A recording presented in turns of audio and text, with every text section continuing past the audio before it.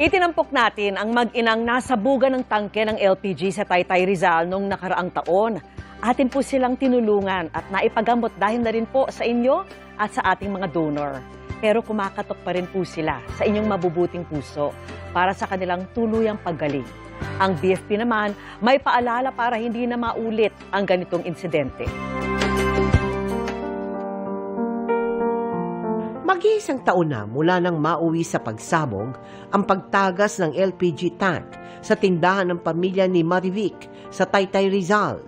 Ang kwento ni Marivic, ikinakabit noon ang bagong LPG nang ito'y sumirit at sumabog.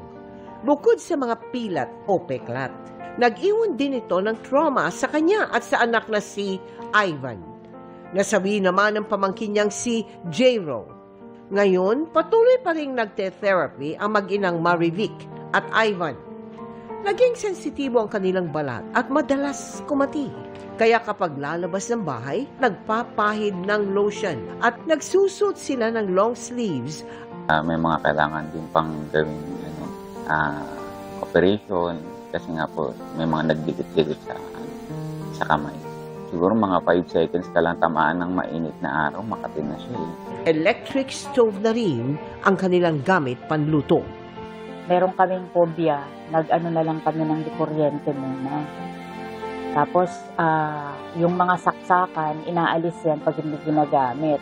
Ngayong Fire Prevention Month, may ilang paalala ang Bureau of Fire Protection o BFP para makaiwas sa sunog.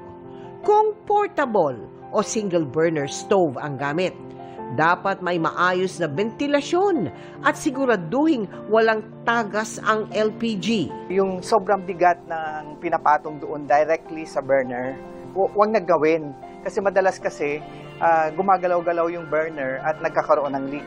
Iwasan ang pag-overload sa electrical outlets at extension cords. I-unplug ang hindi ginagamit na appliances at siguraduhin DTI-approved ang mga bibilhing appliances. Yung mga hindi DTI-approved, mabilis na lumiyab, mabilis na sumasabog dahil nga substandard. At kung magkasunog, agad na tumawag sa 911. Sa mga nais tumulong sa kanilang therapy, maaari pong magdeposito sa aming bank account o magpadala sa Cebuana Luwalier. Pwede ring online via GCash, Shopee, Lazada, Globe Rewards, Metrobank Credit Cards at Palawan Pay.